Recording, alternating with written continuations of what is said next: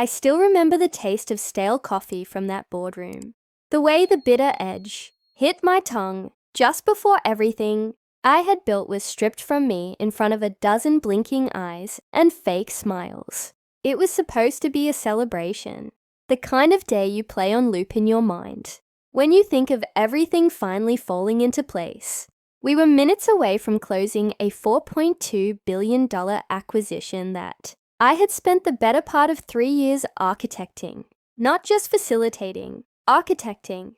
Every clause, every handshake, every late-night call with our legal team across time zones was me. And yet, that was the moment they chose to gut me.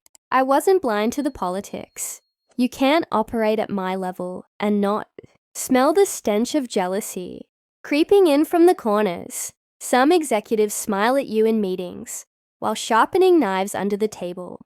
And apparently, mine had been sharpened months in advance.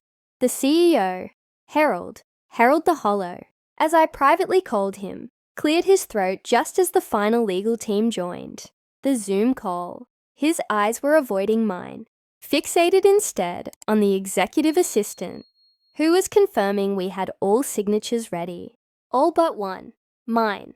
And then, just like that, Harold dropped it casually, like it wasn't a bomb being hurled into the center of the room.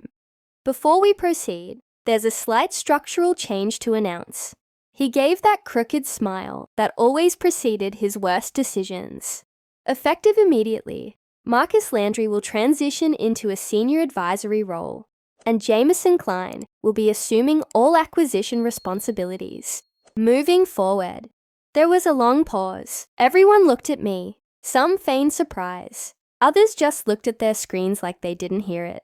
Jameson, of course, sat up straighter in his seat, like a crow spotting something shiny. I said nothing, not because I didn't have words, but because the fury boiling in me was dangerously close to explosion, and I wasn't going to give Harold the satisfaction of seeing me lose it.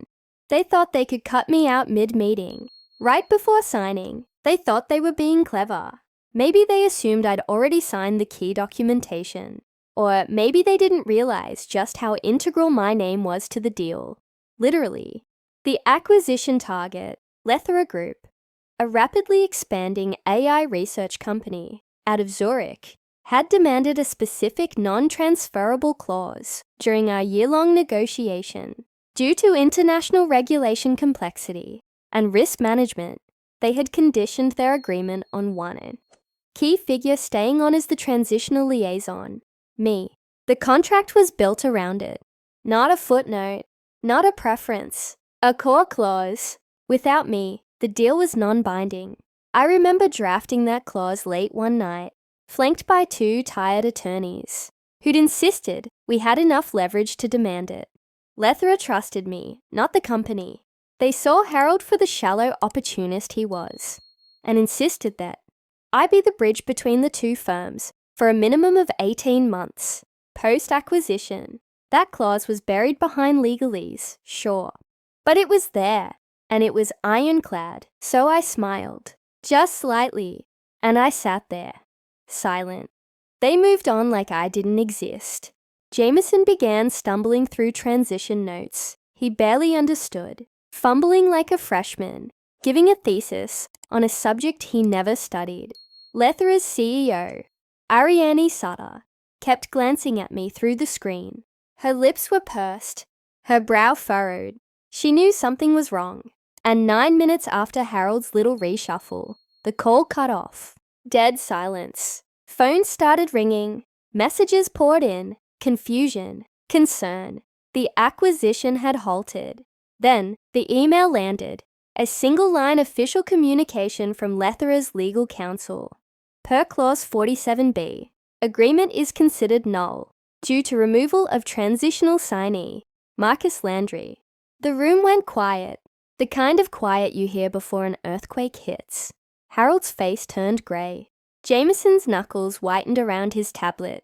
I sat still, calm, because I knew exactly what had just happened. The deal was dead because they tried to erase me. They had assumed I was a name, a title, replaceable. What they didn't understand What they never understood was that in high-stakes deals like these, trust is everything, and trust had been built through years of careful communication, cultural understanding, and face-to-face accountability with Lethra's leadership. I wasn't just a corporate rep. I was the only reason they said yes. After the meeting, Harold stormed into my office. Well, what used to be my office, blabbering apologies, pretending it was a miscommunication, that he didn't anticipate this consequence. I let him talk. I wanted to see how deep his lies would go. Then I said one thing. "You signed the amendment draft, right?" He nodded, confused. "Of course." I smiled again. "You didn't read Clause 47. His face dropped. The clause was written in such a way that not only did it void the deal, but it also created a 6-month blacklisting window for any subsequent suitor Lethra might consider, meaning, because of their premature announcement and structural overreach, Lethra would now refuse any discussions for the next half year, at minimum. This wasn't just a failed acquisition, it was a scorched earth failure. By that afternoon, board members were calling me privately. Investors were screaming. The market caught wind and began punishing the company within hours. Our stock dropped 11% before closing bell. And me? I wasn't angry anymore. I was focused. I went home, opened a 20-year-old bottle of scotch I'd been saving for the acquisition closing, and started making calls of my own.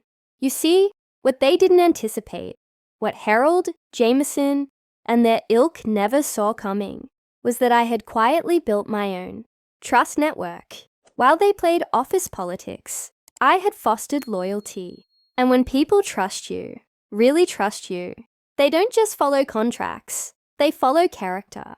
Lethra's board reached out within 48 hours, not through official channels, through backdoors.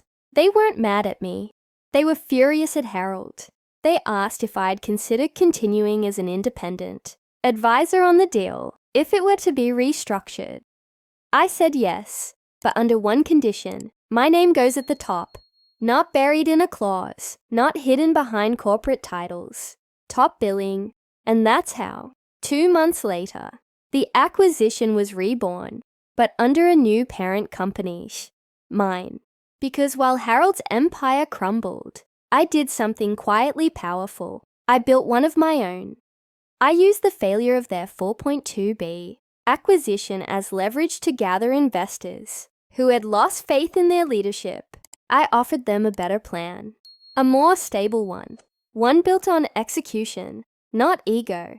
I started a new venture with a core team of defectors, brilliant minds who'd been suffocated under Harold's reign and jumped ship the moment I lit the beacon. And Lethra? They signed. This time, the deal wasn't 4.2B, it was 3.6B, because Lethra refused to give the same valuation to a company that had botched negotiations. But the revised deal was clean, independent, and under a new holding company with me as executive chairman. I didn't just come back. I came back with everything. Harold, on the other hand, faced internal audits, external lawsuits, and finally, a forced resignation. Jameson disappeared from corporate circles entirely after it came out that he'd been leaking internal documents to investors for personal gain. The same people who clapped when I was demoted mid-meeting later sent me their resumes, and while I didn't respond to most of them, I did keep one in particular, Harold's. He didn't send it directly, of course. He used a headhunter. I framed it. The message in that frame isn't just for me. It's for every executive who ever believed that loyalty is less valuable than ambition, that trust is replaceable, that names are just ink on a page. They demoted me mid-meeting. 9 minutes later, their deal died because my name was missing. And now, every deal moving forward begins with it.